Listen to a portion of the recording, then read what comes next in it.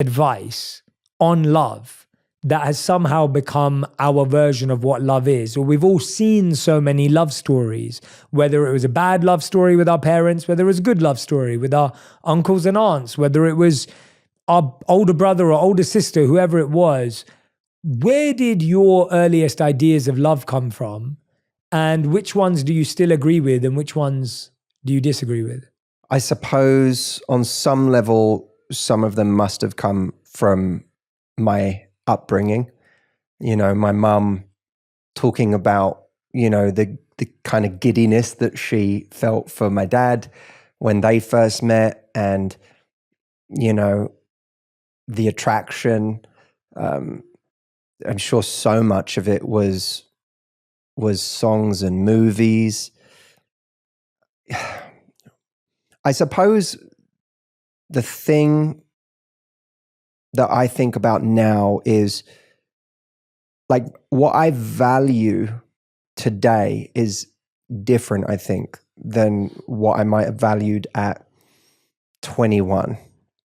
I still, you know, I very much value attraction and chemistry because I think it's going to be a long road if you're in a relationship that doesn't have those things. But the things that became kind of non-negotiables for me changed, like finding someone who brings me peace and being in a relationship that felt peaceful. That was something that made its entrance later in my life. And I paid the price for it not making its entrance sooner. I was in multiple relationships that really robbed me of my peace. And so I think that probably early on, I wasn't seeking peace. I was seeking just the ride, the experience of feeling these incredible feelings for somebody, and also perhaps being heroic to that person. I think that was probably an early idea that, there had to be something heroic about the way that I showed up or presented myself. I can relate to that. And I think that for a long time that prevented me from ever really being seen. If you'd have asked me at 25, are you vulnerable? I would have been like, yeah. I wouldn't have said no. I wasn't self-aware about it, but there was a lot that I never really brought forward about myself. I think that we are very good at we all tell the hero's journey of our life, and we love that, right? Because it's a kind of, here's where I was and here's where I am now. Whenever you hear a rags to riches story, it's back then I was in a bad spot. Now I'm in an amazing spot. And I remember I used to tell stories like that in my life. I could be dating and telling stories like that of where I'd come from and where I am now. And there was nothing really vulnerable about those stories. There was still the story of how I'm awesome. Because it's a hero's journey, but it's a lot harder to be like, here's what I'm struggling with right now, or that thing that you just did just made me really jealous and insecure, or, I'm feeling emasculated right now. Those things, my God, that, to bring that stuff forward for me was I didn't realize how hard it was and how terrified I must have been of doing that, and how deeply unworthy I felt to be able to really show someone who I was and still feel like I'd be loved afterwards. Mm-hmm. I'd get a vulnerability hangover at the end of, and by the way, sometimes it did backfire. I remember, when I was trying on the whole vulnerability thing, I remember saying to someone about a moment in an evening that had made me insecure. I remember talking about, I didn't want to, but I could tell I was being passive aggressive and cold, and the walls had gone up. And so I was like, I'm not being, that's the hard place to be, right? When you're not being your normal, fun, loving, happy self, but you're also not being honest about what you're feeling. So you're just in this weird no man's land of being unpleasant to be around. And I realized this, I can't hide how I'm feeling right now. And instead of gaslighting this person that I'm fine and I'm not, let me just share something that made me insecure. And it really backfired. Like this person said to me, I find that, this is the literal words that were said to me, was I find that really unattractive. And it crushed me because I thought, I was like, in my head, I was like, I'm never doing that again. I remember living with my friend at the time and I walked to his room and I was like, I can't believe what just happened. Like, I'm such an idiot. And I didn't say, wow, that was really lacking in compassion from her side. That was like the depths of my own like lack of compassion, self-compassion, was that instead of saying, wow, that was a really, that was kind of a mean and response lacking compassion. Instead, I went, I'm such an idiot. I can't believe I said that out loud.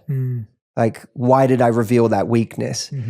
And it took me a little while to recover from that because it reinforced, that was the dangerous part, is it reinforced this idea that I needed to be heroic at all times and not to have those weaknesses, and that it was, those parts of me were contemptible if people knew about them.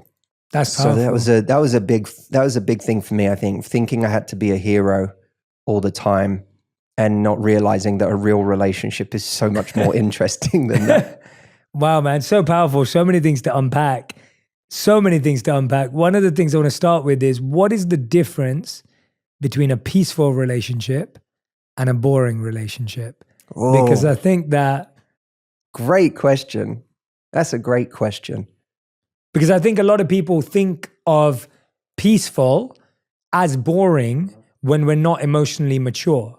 So I can relate to what you're saying, where you actually want a relationship that's kind of like chaotic and up and down and passionate, and then we love each other, we hate each other, you know, there's that kind of energy, there's something. And we kind of do that in a lot of our lives. And by the way, we do that even in marriage and relationships, where we can often invent drama because it's too peaceful. And I've had friends who've reached out to me and said, Jay, I keep creating drama in my life because that's what I'm used to.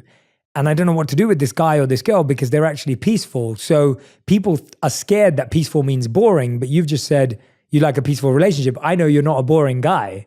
So what's the difference? So when you was just saying that, I thought to myself, there are days where I'm on time for something and I will kind of go and do one more thing before the meeting that makes me late.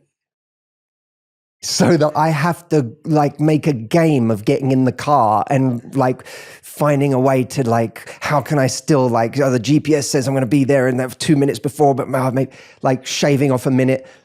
Like, I was on time. Yeah. Why did I do the one more? Nothing was going to go wrong if I didn't do that one more thing. Yeah. Why did I do one more thing that made me late? And I had to realize at a certain point that was like my nervous system. I grew up around, like, my dad was always late for everything.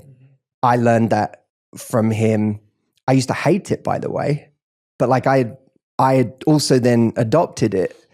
I'm not that way anymore in my life, but like I realized like I have an addiction to this feeling, this like mini drama of, am I going to get there on time?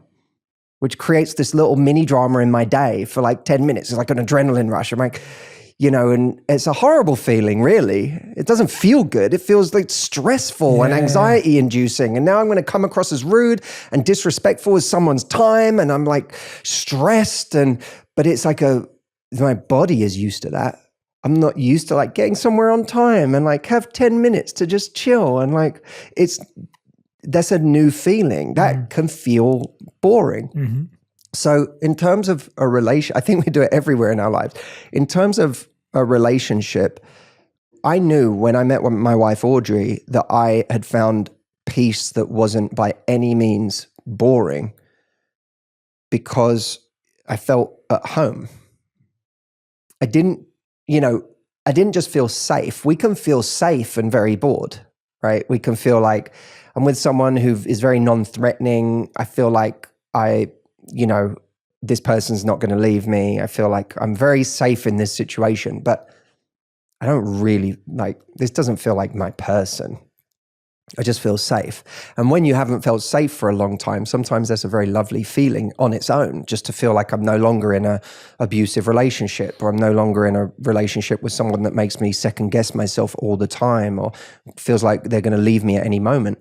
But eventually we will get bored in a situation where the only thing that's presenting as a positive thing is the safety we feel. But in this relationship, I felt at home. And I felt like I felt more seen than I'd ever felt before. I really was astonished to the extent to which this person got me, and that we seemed to get each other. And the first night we met, we spoke for 8 hours straight, literally. Like, everyone else was like partying and doing that, and we talked for 8 hours the first night we met. There was an attraction there that made us talk to each other. It's not like we started talking to each other in the first second because we knew we were such great conversationalists. Like, we started talking because there was an attraction, but then it felt easy. It felt like home somehow. It took me a minute to realize that, by the way. This wasn't a love at first sight story of like, and then everything was smooth sailing, but it took me a while to realize, oh, this feels like home. I'm more of myself around this person. And I think that's a beautiful thing to find, is someone who makes you more of yourself. And of course, I think you can't, if someone says to me, I've got zero sexual attraction to this person, that's a problem. That's a genuine problem. You have to have some form of attraction to the person you're with. Now, by the way, does it need to be the greatest attraction you've ever felt for anyone in your life? That trips a lot of people up, because I always say, don't comparison shop for chemistry. It's one of the things I talk about in the book, because I think we're always comparing whatever is in front of us with the peak of our chemistry that we've had with someone that we can't seem to get over. But you only have to take a look at what are the situations that we find hard to get over. Like, what was that peak of chemistry and attraction? And it's often in situations that were entirely unsustainable. It's, you have a holiday romance with someone, and oh God, like I'd love to feel that animal attraction for someone who was good for me and who I had a long-term relationship with. And it's like, well, how long did you know that person? 2 weeks? They didn't have to do very much. Like, it's easy to create the conditions for chemistry in that kind of a situation. The same is true of people who have a 3-month fling with someone, where there's like, it becomes more interesting because it's flaming really hot and then it disappears. I had a woman who I coached who said, this person was the one. We had this amazing 3-month thing. And I said, what happened? She was like, well, he went traveling and he said he didn't want to continue the relationship. And for me, that's like literal fireworks. Fireworks, we look at them and they're really exciting. And we're like, isn't this magical? And you look at those fireworks. But if those fireworks carried on for 3 hours, you'd be like, I want to go home now. Yeah. You would be bored. Yes. Right? For fireworks to be exciting, They have to end. They have to end. So we have to be very careful about comparing the like slow burn energy of a real relationship with like that fast twitch muscle of a short-term encounter or an affair that is naturally exciting because it's an affair. It's like, mysterious. Yeah. So I don't think you should absolutely have chemistry, but we have to be really careful with comparing chemistry with previous chemistry, because that chemistry may not have lasted either if you'd actually got what you wanted. Yeah, and it makes so much sense. The analogy you painted of the fireworks is a brilliant one, because a real relationship is one that you don't want to end, and the chemistry-based relationship is one that has to end, right? It has to come to an end, and for it to feel meaningful. And a real relationship you never want to end, and that's why it feels meaningful. And that's where we're kind of stuck in between. And the thing I hear the most, and I asked my audience and my team a lot of questions before this interview, because I know a lot of my audience is dating, trying to figure it out. And one of the biggest things, which we touched on here, but I want to ask you about, is that people find it overwhelming with the number of options they have today. And I've spoken to friends who are like, well, this guy's great, but maybe there's someone greater, right? And we're constantly living in this, they're good, but maybe they're 50%, and maybe there's a 51, and then maybe there's a 79, and maybe there's a 99, because I can see someone else over there has a 99. And so we keep second guessing even the person in front of us, even if they are fulfilling our needs, because of the overwhelming number of options. So how, when you said you felt at home, and I think that's what people want to feel. They want to feel at home. They want to feel more than safe. But how do we know, or what have been the best signs and indicators that people can look out for that they're actually making things harder for themselves by wishing, hoping, wanting someone else? Or is that a sign that you're not with the right person, that you feel that there is someone who has more? It's such a tough question, because I think it is a tough question. It's sometimes we're wanting something else because there's, the person that's in front of us isn't compelling enough. There really is something lacking in that relationship. Mm-hmm. But I do think we have to ask ourselves, what are the things that I really must have for an amazing relationship? Like for me, when I was going to ask Audrey to marry me, I literally called up a friend and told him, and he was like, why are you doing that? I'm just curious. Like it was almost like his way of testing whether I was ready or not, whether I was just in some crazy like infatuation and I said, I'm ready to build something in my life. I feel like for me, my dating life was just like hitting reset all the time. And it was honestly at a certain point making me anxious, like dating and being with different people. And it just didn't, there was a time in my life where that was really exciting. And then it started to just go the other way. And I had to listen to that and go, this isn't going to work. Like this isn't where it's at. This isn't making me happy. This isn't bringing me peace. The way that I was dating it had almost like an addictive quality to it that was really unhealthy. And I thought, this isn't going to be a good look 10 years from now. It's not going to make me feel good. It's not going to bring me more peace, which is by the way, that doesn't mean that you know how to give something up. When you have those realizations, you might realize eating healthier would be better for you, but it doesn't mean that you've trained yourself to be able to do that. But I got to a point where I said, I want to build something now. And with Audrey, I thought, in my head, I was like, I'll never find a better builder. And I said that to him, like, I'll never find a better builder. This is the builder for me. Like, we're going to be able to do such amazing things together, and the life we'll have, and her level of empathy and compassion, and the person that I am with this person, the way she makes me feel, like that's truly special.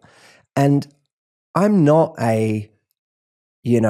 there's the one out there kind of a person. I've never been that way. If anyone looks back through my videos, and this because we've spoken about it, back when I was single, I've never been a person who believes in the idea of the one. So I think that it's finding someone that we look at what's really important to us, not what's important on an egoic level. Because I think a lot of the things that make us question whether this person is right for us are ego-based. I don't think they're based on how we feel around this person. We worry, is this the kind of person my friends think that I should be with? Do they look the part? Are they my normal type? Do they make the right amount of money? Yeah, like has this person come in the package that I had always told myself they would come in? And those things can be really, really limiting. And they can have us like constantly trying to optimize for some version of something that we think we're supposed to be with, which is a very dangerous way to go about finding love. You can't optimize for human beings. You can optimize for a lot in life, but you're dealing with people. And by the way, even if you let go of this person, you're going to find someone else who's also imperfect, and they might, okay, this person is, scores a 7 in this area and they score a 9, but guess what? They score a 3 in this other area that you didn't even know was great in this relationship because you took for granted how amazing that person was in that way. Like it's very dangerous to optimize in that way in our love life. And I've come to really believe in life that if you find a connection that has all the right raw materials and you both have the same level of commitment, then you can build something extraordinary together. And actually the extraordinary is the thing you sculpt together. It's no different from a career. Neither you nor I started by doing our dream version of this. It's evolved and evolved and evolved and evolved. And every year you sculpt it a little closer to your ideal way of doing it all. And along the way, you do a lot of things that you don't necessarily, you're like, oh my God, I couldn't do this for a lifetime. And this part I thought I would enjoy, and I didn't enjoy it nearly as much as I thought I would. I'm going to stop doing that. And you sculpt it. Like dream careers are sculpted. They're not found. And I think that that's true of relationships as well. Like I'm more grateful for my relationship with Audrey the more time goes on. Yes. Because we keep sculpting it into something that's better and better. What that requires, which is really hard for a lot of us, myself included for many years, and this was one of the things that I think really hurt me, was I got myself into an incredibly indecisive state where I was constantly second guessing myself. And when we think of what are we worried about in our love life, for so many of us, it's that we're going to settle. Yes. I'm going to settle for the wrong person. Well, I think we can actually start to reclaim the language of settling and make it into a very positive thing. That what if it wasn't settling for? What if you decided to settle on? Because when you settle on someone, there's a power to that. It's like you resolve to say, I'm going to settle on this. It's like people crossing a country when a country is, it's like people crossing America and deciding when to stop. At what point did the early settlers say, this is good enough, I don't need to keep going, like I've found an amazing place. And when you find that place, you go, I could live here. Then you settle on it. And it's only by settling on it that you can make it great. It's only by putting your attention on it like a laser that you can see what it becomes. And I don't think that I ever really settled on anything in my love life in a way that gave it a chance to see what it could really become. And in this situation, I really gave myself that chance by saying, I'm gonna go all in on this. Yeah. But she was smart because she also saw that Audrey is ridiculously perceptive and in tune with people. And she saw in me early on, like, oh, this is a pattern for him. And that doubt and that, what do I want? Is this right? And she saw that early on. And one of the things that she did was she called me out firstly, and she was like, look, if I'm willing to like really see what this could be, and you don't seem to be in that place where you're like actually going all in and seeing what it could be. She said, so I don't want to continue if you're not going all in, because I'm not like, I'm not here for half of someone's energy. And the way she phrased it was amazing, because she said to me, look, that doesn't mean like 6 months from now we could break up. Yeah. You might decide this is wrong for you. I might decide it's wrong for me. And no one's the villain if that happens. But if you're not willing to go all in right now to at least see what it could be and give it your real effort, then this has to end here for me. And what was amazing about that is that it lowered the stakes for me, especially when she said, because I felt like, in the past I had hurt, well, I didn't feel like I had hurt people. And I had been the villain, and I was like, I can't do this anymore, because I also suffer from ridiculous guilt. So I was like, I can't do this again. I was like avoidant, because I was like, I don't want to get close enough to anyone to hurt someone. If I hurt someone, I'm going to feel sick, and that's going to haunt me. And then, you know, I'm just making myself miserable and them. And so I had all this like stuff. And when she was like, you're not, if 6 months from now you decide this isn't for you, that's okay. You're allowed to do that. That lowered the stakes for me.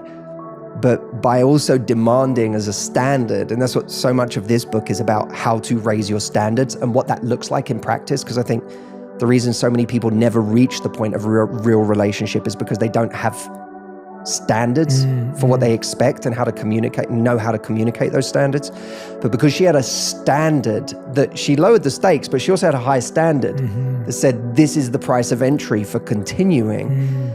That like allowed me to fully invest. Yes. And when I fully invested, that thing started to actually realize its potential, and we got to see what it actually was when I was showing up fully and she was showing up fully.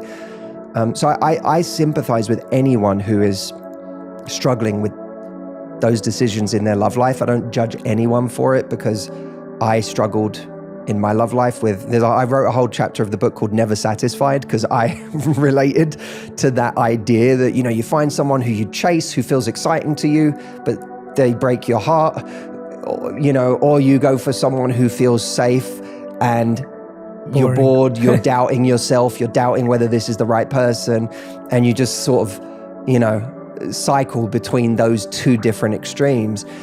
And it became not just a goal for me to help other people, it became a goal for myself to go, I need to figure out how to be happy here, because otherwise I'm going to constantly oscillate between feeling suffering because I'm chasing someone who doesn't want me, or being with someone where I feel like I'm not fully there, and that's not fair to them, and it's not fair to myself. Like, I need to figure out a way to be happy here. So much of this book is about finding that peace and that happiness that I feel really, really lucky to have been able to find in my own life, because you know, I wrote this book single, heartbroken, then dating, then, you know, falling in love. And then the last edit I did, you know, for 2 days on my honeymoon.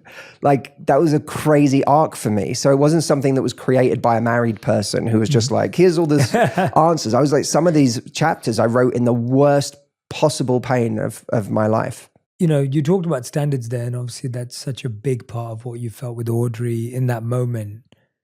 I think what scares us about setting standards is that we think it's going to scare someone away. So Audrey saying that to you requires so much self-worth in her saying, I may lose this guy if I say this, but I know that's where I'm at.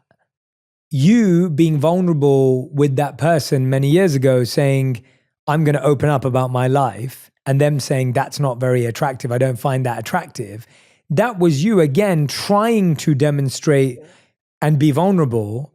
But because you were with someone who wasn't emotionally compassionate enough to receive that, and because you didn't have enough self-worth, you made it a weakness in yourself. It sounds like when Audrey said that to you, if you would have said, well, I'm not in, she would have been like, okay, cool, we're not in then, it's not happening. It doesn't sound like she would have been like, oh my God, he doesn't like me, I'm not good enough, because she had a certain standard.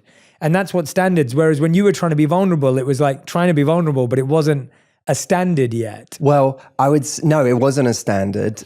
Tactics are different from standards. That's what I was Not that when I was being vulnerable, that was a tactic. No, I didn't think it was a tactic. But like, we do constantly employ faux standards that aren't really standards. They're just a tactic. So it's like, I'm not going to text this person back so that I generate interest.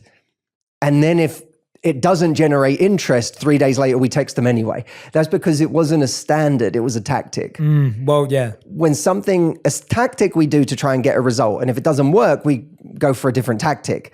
A standard is who we are. So well said. And we don't change it. Like, if my standard for being open and vulnerable was what I did in that moment with that person, I wouldn't have stopped doing that just because I didn't get the result that I wanted. Yes.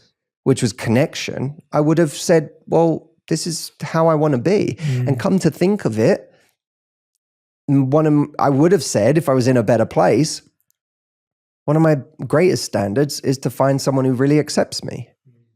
And if this person doesn't accept me, then my standard is going to be that, well, maybe this relationship isn't for me. You know, I want to be this vulnerable in a relationship. I want to be able to share from the heart, both the good and the bad, and my flaws and my insecurities. And if I'm not accepted, then okay, maybe it's not right. But instead, what I did was I went down a very masochistic rabbit hole of going, I'm not good enough. It's just been proven. I'm never going to reveal those weaknesses again. And I stayed, right? So you're right about Audrey, because I can guarantee you, if I had not then said, all right, I'm going to show up differently, she would have been out of there. And the big difference is we have to make the goal our happiness, not a person. You know, we think that we're going to be happy by getting a person, but you'll never be happy by getting a person that doesn't meet your needs. It doesn't matter how impressive you think they are. That's the danger, right? That's the trap people fall into. I've fallen into it. Someone's particularly exciting, impressive, charismatic, gorgeous. They have all these things that you go, this makes them a very valuable person. And then you say, well, my needs don't really matter anymore. The only thing that matters is I can get this person, because we think if I can get this person, then I'll be worthy and I'll be happy and it will all work out. But everyone out there, most people out there have been in a relationship where they thought it would be heaven to get someone. And then they experienced what the relationship was actually like when their needs weren't being met, when they didn't feel safe, when they didn't feel acknowledged, when they didn't receive someone's empathy, when they felt like they couldn't really be themselves around that person, when they felt like they were constantly clinging on to the relationship because they never, they were in a relationship with the person, but they never really felt like they had them. There's a special kind of hell to be in a relationship like that. And at a certain point, we have to come to realize that this relationship, I keep telling myself I'm going to die if I lose it, is worthless if I don't get these couple of things that are missing. Yeah. And so for me, one of the greatest ways to have a standard next time round is not there's a whole, I wrote 2 massive chapters in this book on how to be confident, but you don't even need confidence for standards in the beginning. Yes. You just need to know that I can never experience that again because it's too painful. It's like you don't need to, if I put your hand in a flame, you don't need a standard or confidence to get out of it. Yeah. You don't need self-worth to get your hand out of the flame. It's just too painful. I can't do that again. And a lot of people, especially people who leave really abusive or difficult relationships, a lot of them, when they have enough time away from it and their nervous system calms down and they start to experience a different reality. Yeah. They look back and they're like, no matter how much I still may dream about that person or fantasize about that person or, get sentimental about that relationship, when they really think about what it was like to be in it and what that person was like, they're like, I could never go back to being in that kind of a situation. Yes. So the necessity is the birthplace of standards before you ever increase your self-worth. Yeah, and I love that because I think we get so locked into like self-worth, self-confidence, self-esteem. And because that's a lifelong journey and a lifelong pursuit, you feel you can't have standards. But I want to go back to something you said because I think I'm really enjoying this conversation because I feel like we're really getting into this kind of subtle, nuanced space of what's really holding people back from having love in their life. And it's something you said earlier, which I'm kind of connecting to what you're saying now, this difference between an egoic standard, in your words, and then an emotive standard or an emotional standard. And maybe there's a better word for it that you've developed or come across. But I'm trying to separate it because I think an egoic standard is, well, yeah, that if they ask me out, they have to pay on the first date. So we start getting lost, or like an egoic standard is they should message me first. Like, I don't think those are the types of standards that Audrey said to you, or the kind of standard that you're recommending. There's this my favorite TikTok page to follow in the world is called Guy with the List. Have you seen this guy? No. So what he does is he'll take random videos of girls who share their icks, and they are hilarious, right? They are the most ridiculous things. Like, it's like, I don't like guys who work out with their mates, all the way through to, I don't like guys with a big bum, right? Whatever it may be. And this guy, what he'll do is he'll take the clip of a girl saying that, and then he'll go to his notes page in Apple and add it to his list of things of not to be. It's the best page in the world. So it's just the longest list of He's on ridiculous... 794 the last time I saw. And it's like a guy with the list. It's brilliant. And the reason I bring it up is because I think that's what we think standards are now. Yeah. And I think, to your point earlier, I think you labeled it an egoic standard. So walk us through how we transform our egoic standards into, I'm calling them emotional standards, whatever the right word is. How do we transfer them over? Because I think we think we're setting standards, but they're standards like, he's got to pay on the first date, she better text me first, I won't reply for a week, the example you gave. And I think that's what's tripping us up. Yeah, I think that it's almost like there's standards that arise from ego, and there's standards arise from what's going to make us happy. And that the two are often completely different, right? Because actually the things that make us happy can be much more subtle and less prescriptive than the things that feed our ego in some way. There's 2 points I want to make about this. Please. The first one is in relation to the kind of inherent judgment that is in so many of those icks and so many of those things. I would never want someone who's like this. I would never want someone who does that. We write people off at lightning speed, and not just entirely superficial things, but ways that people are not like us, right? So you've got people who are like, oh, if they're not into, especially like, your audience is into self-development. My audience tends to be into self-development. It's very easy for someone who gets into self-development to suddenly be like, I want somebody else who's into self-development. Yeah. Right. And I get that question all the time. Like, now that I'm doing all of this growth work, I want someone who can keep up. I want someone who's on my level. And I want to remind people, like, you weren't doing this 2 years ago. Like, this is, in a way, this is like a complete contempt you have for you 2 years ago. Wow. Before like a certain mentor or influence or something came into your life and turned you on to something. There's also a slight arrogance about the standards, these things we have, because it's, someone could have lived on a farm their whole life and they have no idea what self-development even is as a kind of idea, a concept, let alone that there's this entire industry around it.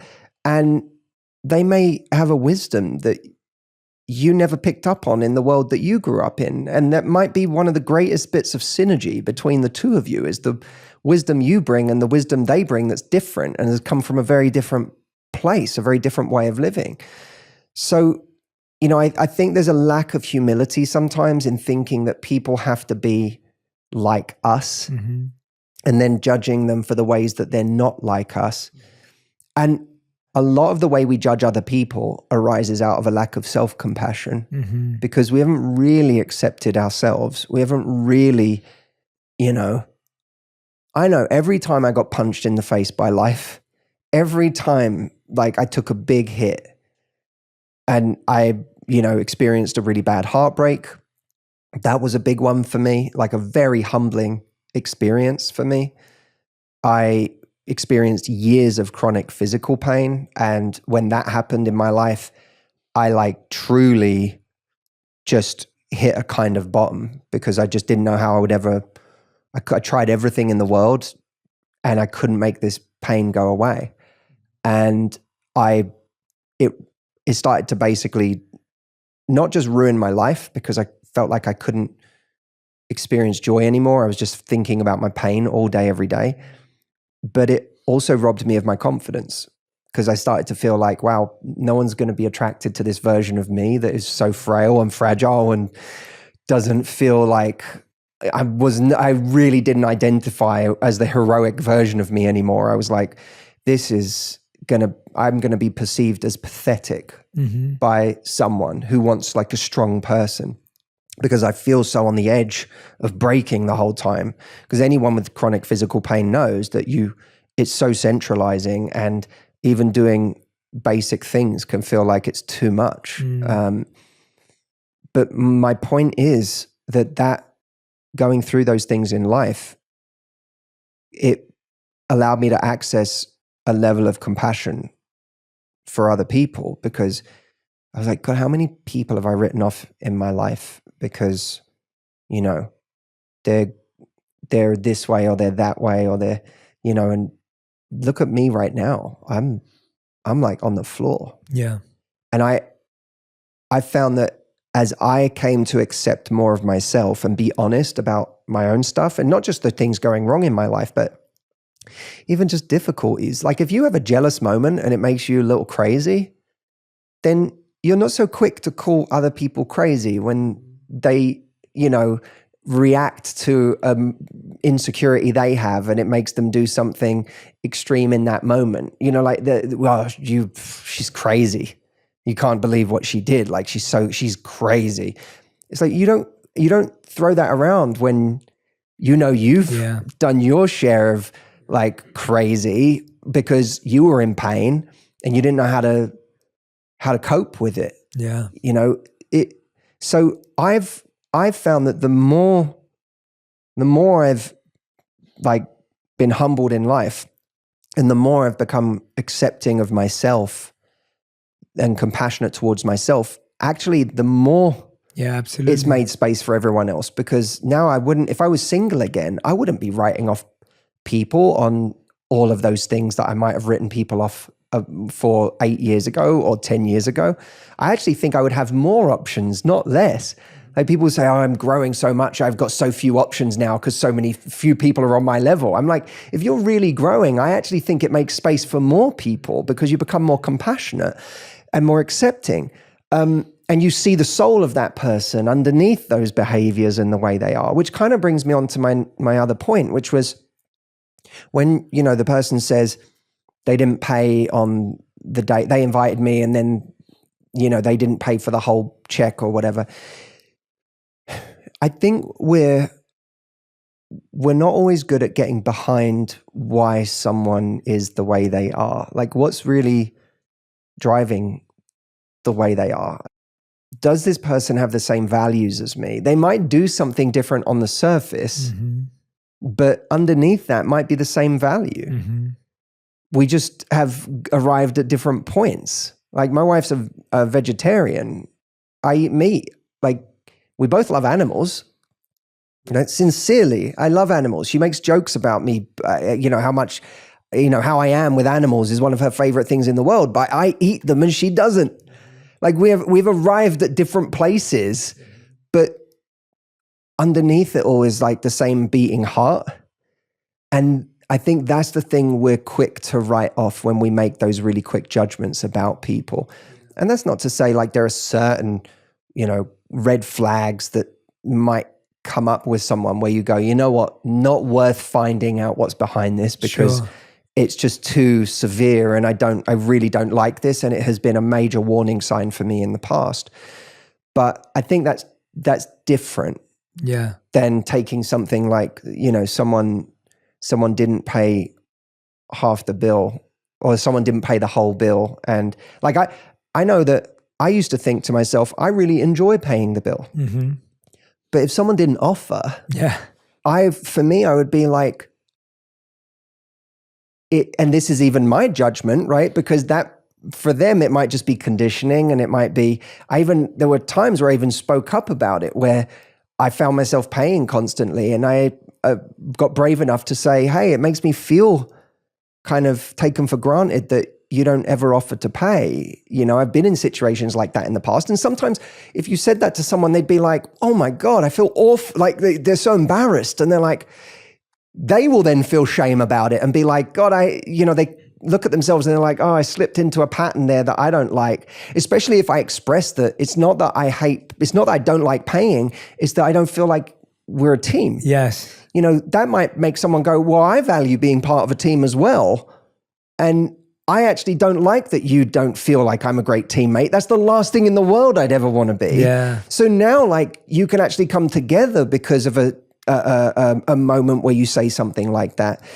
But I know if I was on a date when I was single and someone didn't even offer, and by the way, I would still pay. Yeah. I still wouldn't let them. Yeah. But if someone didn't offer, there would be a little piece of me that would be like, that doesn't feel like teamwork. Yeah. And maybe fine if someone invites you on a date and they let you pay half. Okay, maybe you say, I didn't love that. Yeah. But maybe you see, like maybe that needs to play out once or twice more before you decide everything that means about the person.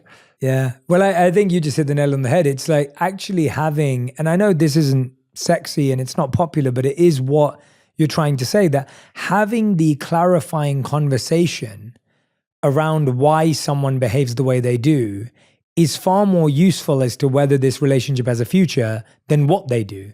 So the fact that you're paying or someone's not paying actually doesn't show anything unless you had a conversation about why that's the case. And actually how they deal with that conversation and how they respond to it is going to give you all the notes you need as to whether this relationship has a future or not. Because what ends up happening, that's with a very tangible thing with paying.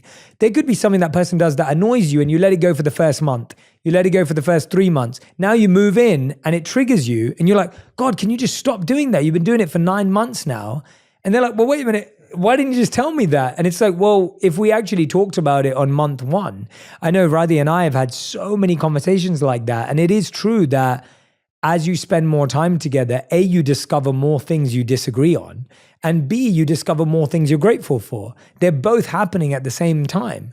And the disagreement doesn't turn into a disconnect because you have the skills to say, I know how this person deals with challenging conversations because we've had them for so long. We're not waiting for 3 years to have our first challenging conversation because we've already had them about less important things. And now that we're growing up together, like, I think a lot of people aren't having the early conversations. So when it comes to like, how do we want to raise kids? Where do we want to live? What do we want to, all these are harder conversations if you haven't talked about who should pay for the bill, because these are much more bigger, emotional, conditioned decisions where people have far more stuff to pull from as to how they make it. There's so much to say about all of that. Go on, yeah, go. You're absolutely right. And Christopher Hitchens used to say it's more important how someone thinks than what they think. And I think that when we're being too judgmental or assumptive, we don't necessarily learn how someone thinks, we learn what they think. And then we discard them based on what they think or what they do. You're absolutely right that by having the conversation, you see how they deal with the conversation itself, which should, by the way, for anyone wanting a serious relationship, that should be like one of your baseline needs, is that I need someone who is willing to have real conversations with me where we can acknowledge things, because someone who can't acknowledge things can't grow, right? It's like one of the key features of narcissism is the inability to admit wrongdoing.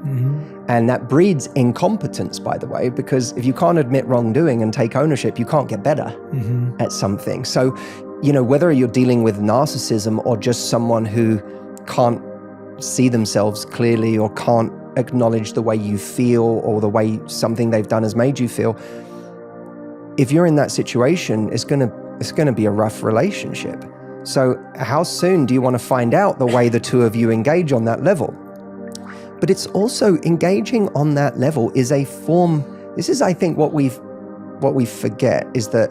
Well, let me make 2 points about this. I wrote an entire chapter in this book on hard conversations, not just because we tend to avoid them at all costs, because we don't like them. Like it's like, in Fight Club where he says like most men will do anything to avoid a fight. Like it's like most people will do anything to avoid a hard conversation because we just hate. It's awkward. It's embarrassing. Many of us grew up not being good at confrontation or not being taught how to have healthy confrontation. And so we avoid it. And we hold on to it. And we're afraid what will happen if we speak up about our needs. I know that one thing I did a disservice to people that I had in my love life in previous times of my life, because the times where I might have really needed some time to myself, I didn't express it. And then by not expressing it, because I was afraid, I then became like resentful and avoidant and started to push that person away because I had just decided my needs couldn't be met in this relationship without giving them a chance to even see that part of me and show up for me in that way. So we do that all the way to the beginning of dating. You know, we do that when we see, you know, that I joke in the book about red flags, because I'm like, if we listen to every single piece of advice on the internet about what's a red flag, not only would everyone be undateable, so would we. Yes. Right? Like I'd be excluded from the dating pool because I for sure have some of those red flags or have had at some point in my life. So, you know, and that's, I don't want to be hypocritical. I've been a contributor to the advice on red flags, but like when you start adding them all up, you're like, oh my God, is there any room for mistakes? Is there any room for someone to do something that, you know, isn't them on their best day? Now, Robert Greene, I heard him say, you know, if someone does something, pay attention to that, because nobody ever does anything once. If they did it once, it's a pattern. I think that's an amazing, like if I was creating a survival guide for life, that would go in it because it's great advice. But I also know that there's things I've done in my life or my relationship that I did once, especially after a hard conversation I felt bad about and decided I don't want to be that person, or I don't want to do that again. So we do want to reserve some space in life for the fact that we can learn, we can adapt, we can progress. What I know for sure is that people don't progress without the hard conversations. What we ignore, we tacitly approve. And what we point out bravely, albeit there are elegant ways to do it, and I show people elegant ways to do it. In the book, Yeah. That to me is then, you're looking for progress. Like, when I've mentioned it, does it bring us closer together? Because in the right situation, communicating should actually bring you closer together. It shouldn't you shouldn't feel gaslit. You shouldn't feel like you're called crazy or difficult, or that should actually bring you together. And then our standard has to be that by having that conversation, I need to see progress in that area. And if I don't see progress in that area, I'm not going to ignore the fact that there's been no progress in that area. But if there's no progress, now it has become a kind of a delusional thing to expect that they are going to change. But I can't stress this enough. In our love lives today, everyone is really, really good at, and rightly so, this is what they're talking about is real, but we're really good at complaining about what dating is like today and how hard it is. For sure. And it is. Like, it is hard. Finding love is hard. It is the Wild West. There is so much bad behavior. There's so many ways to there's just so many ways for it to be bad. And unfortunately for us, our love life is an area we can influence, but we can't control it to the level of precision that we can other areas of our lives. If we want to lose weight, we can eat better and we can work out, and our body will change. May not get to our perfect weight, but it will change reliably. In your love life, you can go on a date every day for the next year and still not find love. Or you can find love and 6 months later, that person cheats on you and leaves you and you're back to square one. It's a maddening area in many ways because we deeply want to find love. It is one of the most human of desires is to find love, and it panics us. At first, it frustrates us and it makes us angry, but at some point, for many people, it panics them because they're worried, I'm never going to meet anyone. We can't just decide I'm going to find love in the next 3 months and make it happen. But what we have to start taking ownership of, and where we have to start taking our power back, is that you can go into your dating life from a place of leadership. And so many people, I think, go in with a state of following, like, what's the level right now of people's effort? What's the level of men's chivalry? What's the level of whether people pick up the phone or not instead of relentlessly texting? What's the level of communication between dates, or the what I can expect from someone in terms of assurances that we're just seeing each other? Like, there's all this rhetoric about where things are and people don't try anymore and no one wants to commit and so on. But if you're not careful, you can get into a really passive state about all of that. Yeah. Mitch Albom said, if you don't like the culture, you have to be brave enough to create your own. I love that. And by the way, that's what we do in business, right? That's what you've done in your business, is that you've created a culture that you love, that is right for you. And that's what you know, in the most positive way, infect your team with, is that beautiful culture and that amazing way that you see the world and the way that you do things. And it makes your organization unlike any other in the world. It's got your thumbprint on it. That's the beauty, in a way, of starting a business, is that you get to do it your way. And our love life can be the same. We can decide, what's the culture that I want to have? Instead of commenting on culture, what's the culture I want to create in my love life? If someone, if I'm sick of this whole constant texting thing, well, why don't I be the one to leave someone a voice note today? Like, why, if someone's just sent me the 50th text, why don't I send them back when they ask me, how am I doing today? Why don't I, just say, maybe it's too scary to call them, but maybe I just leave a voice note and say, hey, how you doing? I thought I'd leave you a voice note. I'm out with my sister right now. We're in IKEA. We're trying to find furniture for this thing. I'll send you a picture because I am dreading getting home and having to actually make this.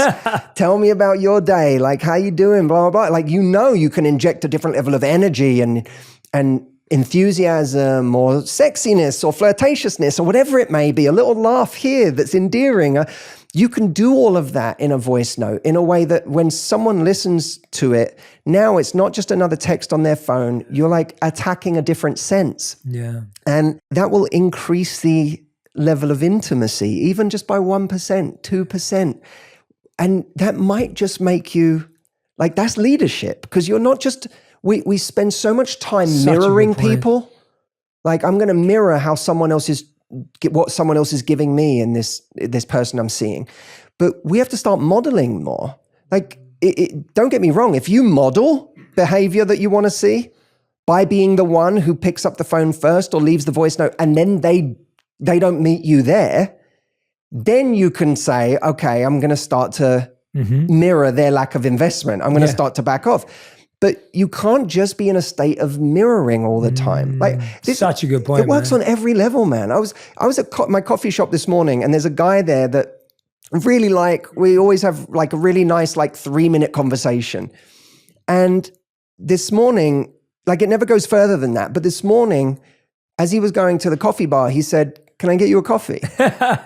Now, I remember in that moment, I thought that was a little moment of vulnerability and leadership that was had the potential to upgrade the relationship. Yeah, do you know what I mean? Yeah. This is just another guy in a coffee shop, but it was we might hear, you offered me a coffee, I say yes, and now our relationship is one where you got me a coffee. Yeah. And now we might sit for 10 minutes.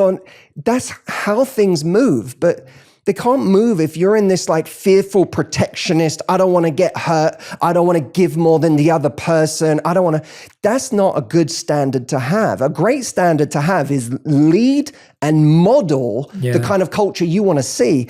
And if someone doesn't meet you there, that's where the standard comes in. Yes. That's where of course the standard is modeling, but the counter standard, if they don't meet you there, is to say, this isn't someone I'm going to continue modeling that kind of investment for because they're not meeting me there. Yeah, that is, oh man, that is so well put. And I'm so glad that you made that so clear, because I couldn't agree with you more. I feel like we're limiting ourselves so much And we're actually creating what you just ended on there. It's a really powerful point. We're actually creating a culture that even if this relationship lasts, it will be set at the wrong level. So the culture of that relationship now is we sometimes text, we rarely call. And now even if the relationship lasts and we do like each other a little bit, it's never going to change from that. So you're way better off setting the standard and the culture from day one and seeing if it develops and grows. And I find what most people do, and I think we've all experienced this, is for 3 to 6 months, we try and not disrupt the culture.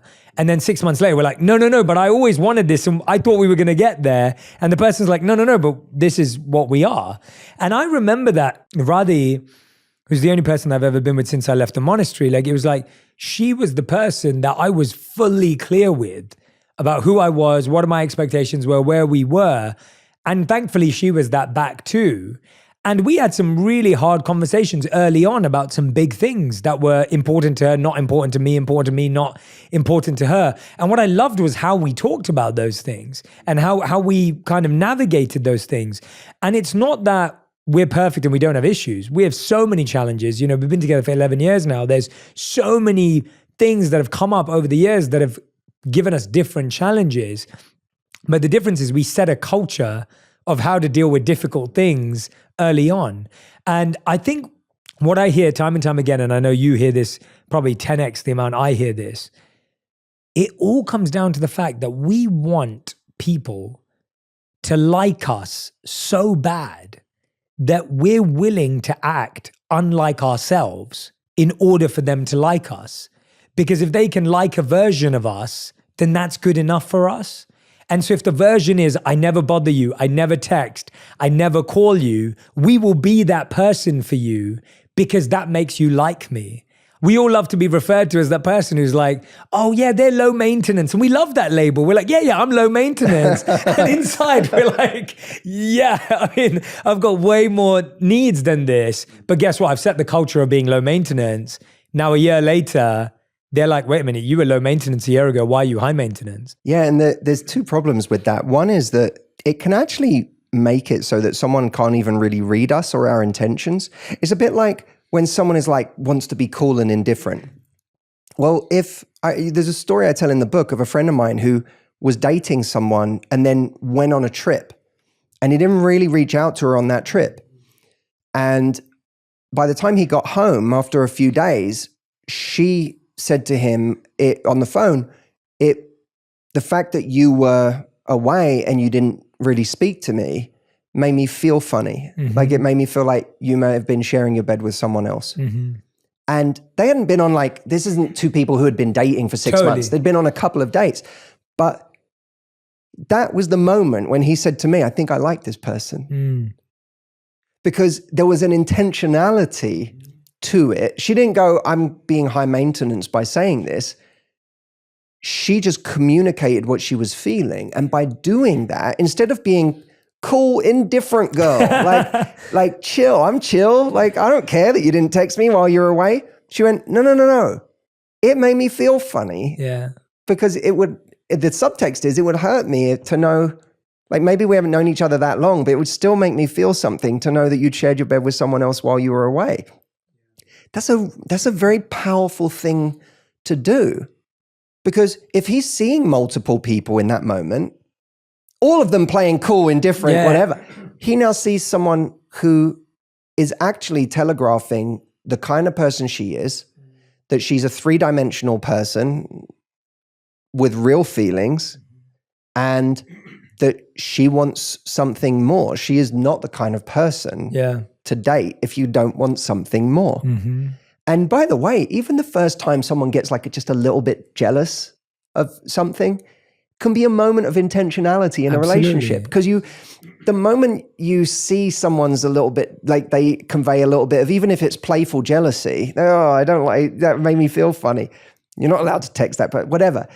You can go, it almost can make you like that person more, because you can go, oh, that's like, it's almost like you've telegraphed that we've gone to a new level where jealousy is even possible. Yeah. Because at the beginning, jealousy wasn't even possible. Exactly. Now it is. You must like me. I think I like you too. It's like we're so afraid of saying these things that actually telegraph intentionality, which is a really, really powerful thing. Yeah, but it all comes down back to the root of we're so scared because we're scared that that person will leave.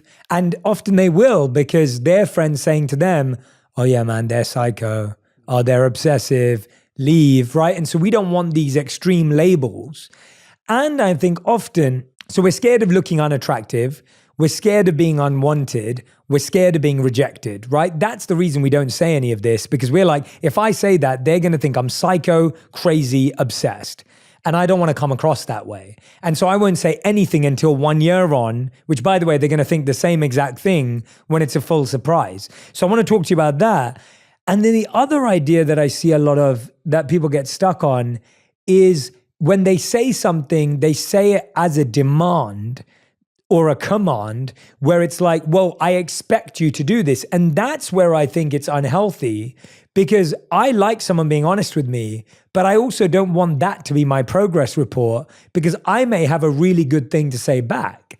And so if I'm going to say back, if someone said that to me, like, you didn't contact me, I'll be like, yeah, you know what? When I travel, I actually really struggle to stay in touch with anyone because I'm really trying to be present. I'm really trying to immerse. But now that I know that's a value for you, next time I go away, let's talk about how often we can both keep in touch realistically, because I'm also not going to promise I'm going to call you every single day, even if I'm really excited about you, because I'm also going to set my standard back. And I think often people don't want to hear that either. They want to hear someone say, oh, of course, I understand everything you're saying, and I'm going to call you every day when I go away again. And so one side is you're scared of getting fully rejected, and the other side is you're scared of not getting exactly what you want. And I don't think both those expectations are useful, because you might get rejected and you're never going to get exactly what you want in an authentic way. No, and I think that's why if we're the one who wants something, we have to zoom out enough to look at whether this person and what they bring to our life and what this relationship is like holistically is enough for us. Because we may say, I want this person to call me every day, but that may genuinely not be their style, right? They're not someone who enjoys sitting on the phone as much as you do. Yeah.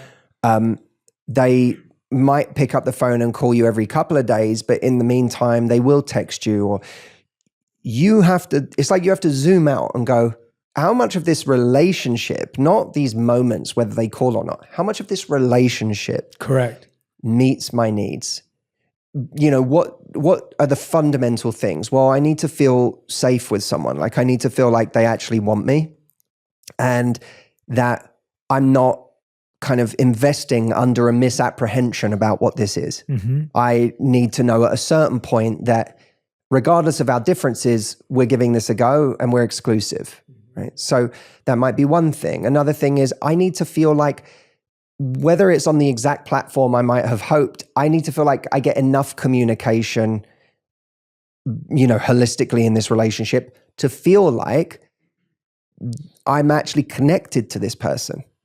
You know, if someone very rarely travels and then they go away and you don't hear from them a lot when they travel, that may not be a big deal. If they're on the road half the year and then they're not really connecting with you while they're traveling, that's going to have a much bigger impact on your life. It doesn't make them wrong, but it might not be enough for you. Yeah. And that's where we have to start getting really honest with ourselves. We get so caught up in who's right and wrong, and we don't spend enough time just asking, is it right for me? Does this person work well with me? Are we compatible?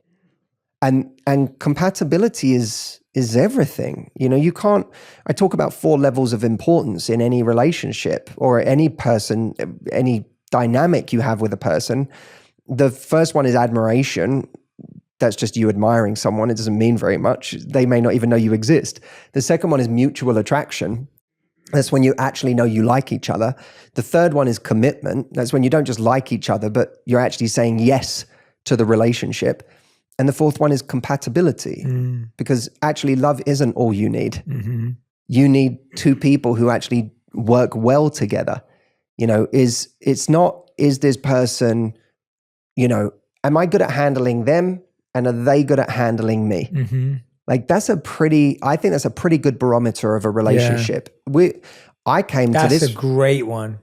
Yeah, because you're going to come with your stuff. This nonsense of like, we have to come to a relationship fully healed. Who does? No one. Who? Like it's this idea that gets talked about that no one actually does. No one comes to, I'm going to make myself whole and healed and everything before a relationship. Good luck. And by the way, half the people who say that stuff, who have been married 10 years, they weren't that way when they met their partner. Totally. So we find imperfect people, we are damaged vessels that somehow still work. And that's beautiful. And we're trying to find another damaged vessel that we go, oh, I understand the fabric of their challenges and what they struggle with, or at least it makes sense to me when I hear it. And, I have compassion for it and I have empathy for it and I have affection for it even, and vice versa. And so now when we go through our inevitable things, we're just good at handling each other. So it's when we have a standard, we may not end up exactly where we want to be, but the ultimate standard of holistically, are you getting what you need from this relationship? That's a really important question that not enough people ask. And as a result, they suffer in unhappy relationships. Yeah. It's so interesting to get into that kind of, to go beyond that superficial conversation of make a list of what you want and try and find it out. And, that kind of egocentric list that we get. Let's talk a bit about breakups, because I think the challenge is that everyone in their life goes through at least one or two, maybe more, really painful breakups, whether it's infidelity, whether it feels out of the blue. Someone just goes, yep, not working out for me anymore. Whether it's different goals and different plans and priorities that emerge over time. And I think everyone who goes through a breakup blames it on themselves often, thinks that this is the end, there'll never be another person. And it feels like a really dark, empty road and a lonely road. And I think it's really interesting because there's so many, pieces of advice and everything about how to get over a breakup. And I've talked about that as well myself, but I just find that it seems to be a path that you have to walk and have to take. And there's no real acceleration, or there's not, as you said, there's not I'm going to get over this breakup in 3 months, right? There's no timeline or deadline that you can set on it, but it's just uncomfortable. And it's almost like sitting in discomfort. What do we do when we're sitting in that discomfort? Well, when you're in the depths of it, because there's different phases, right? There's certainly a phase of any heartbreak when it's genuine, deep heartbreak, where you are just questioning your existence, where you are I remember having my own heart broken and sitting on this the doorstep of my house with a friend of mine, and just with tears in my eyes saying to him, I just feel like I'm not good enough. That was my deep sense, was that I am not good enough. And if I was good enough, I would have been able to make this work. And that's a horrible place to be. And we have to have compassion for ourselves in those times, because it's brutally difficult. It's a time where we just need love, and we need to celebrate the fact that we got through another day, and that I managed to get out of bed today. And, it was a heroic act for me to just get out of bed. We then have to, I always think that all of these moments give us gears that we wouldn't have had otherwise. And the worst pain of my life has given me access to gears that I didn't know I had. And as much as no one wants to hear it when they're in it, those gears turn out to be really valuable. They really do. I mean, we all choose suffering in our lives. We choose to go to the gym. That's choosing suffering. We choose like to write a book. That's choosing a form of suffering. We choose to make a podcast, or we choose to climb a literal mountain, or like we choose pain in our lives regularly because we know that it gives us, there are benefits to be had. I have to argue that the benefit I have gotten from the pain that I didn't choose has been no less valuable than the benefit I've gotten from the pain I did choose. In fact, actually, I think the most valuable pain I've ever had is the pain I didn't choose. And when you realize that, you can kind of almost, I think, look at some of the worst moments of your life as like a menu of pain. And beside the item on the menu is the very specific, unique benefits that can only come from this kind of pain. And you can kind of imagine yourself choosing, like retroactively choosing that pain, which is a very valuable thing to do, because I was told by a psychologist about an experiment on rats where one rat was on a wheel and was just given, like the free rein to just run whenever it wanted to run. There was another rat, this was rat A. Rat B was connected to that wheel. He was on another wheel that was connected to rat A's wheel. And any time rat A chose to run, rat B had to run, right? So both doing the same amount of exercising. But at the end of the experiment, rat A shows all the positive markers of exercise and rat B shows all the negative markers of stress. Oh, wow. Same amount of exercise. What's the difference? Well, rat A chose to run, rat B didn't. And there's something profound about that to me, because if we can take a situation that we didn't choose, who would choose to be heartbroken, right? It's the worst. It's a terrible pain. But what if in that pain you did realize, like, there is something here that I'm going to gain from this experience that I couldn't have any other way? That if I look on that menu of pain, this one has some really good benefits. Like, this one has some really amazing stuff. Who I'm going to have to become to get through this, what I'm going to have to learn, the way I'm going to have to get comfortable, even just to get through a weekend right now on my own is going to be this unbelievable feat. And to get comfortable in my own company and to sit in this pain, and there are such profound benefits from that. What if I did actually look at those benefits and say, they're so powerful that I'm going to choose this pain so that I can experience those benefits? And so you turn yourself from rat B to rat A, and all of a sudden you're not a victim of that pain anymore. You're the beneficiary of these exquisite gifts that you could only get this way. And that's one tool I've used to get through some of the worst pain of my life. And then on a psychological level with heartbreak, what I always remind people is that if anyone who doesn't choose you cannot be for you. If they don't see you, like, what is a relationship? It's someone sees you, they accept you, and they want that.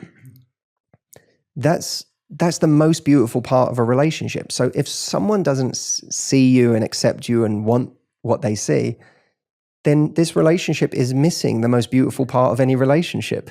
It shouldn't even be, it shouldn't be desirable at that stage, because it has failed the fundamental test of what makes a relationship worth having. We're not talking about a person who, in at least the case I feel we're talking about, the person who was taken from us by life. We're talking about a person who's just walking around somewhere, still existing on the planet, but choosing not to be with us. That should lose its romance to us.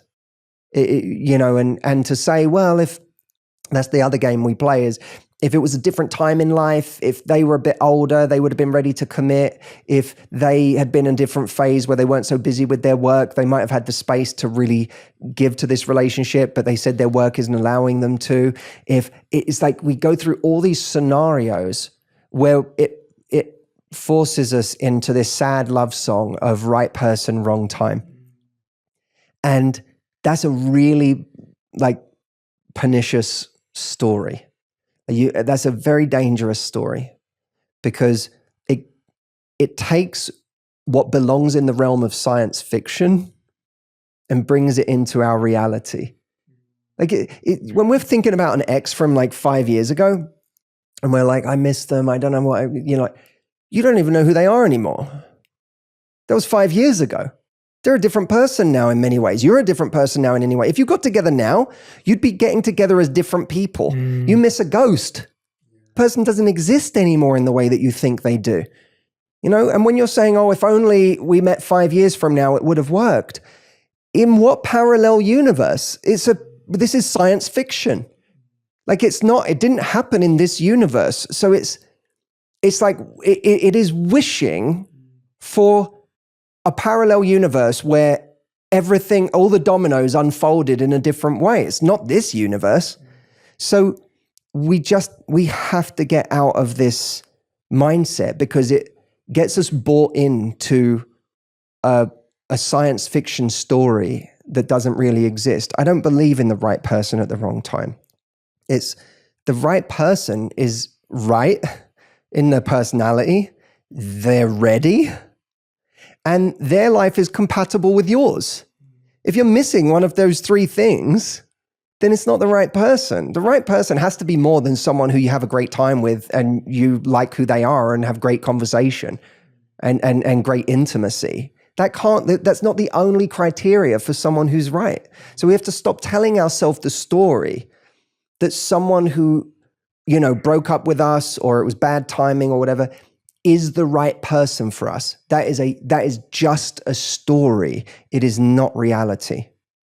The right person is the person it happens with.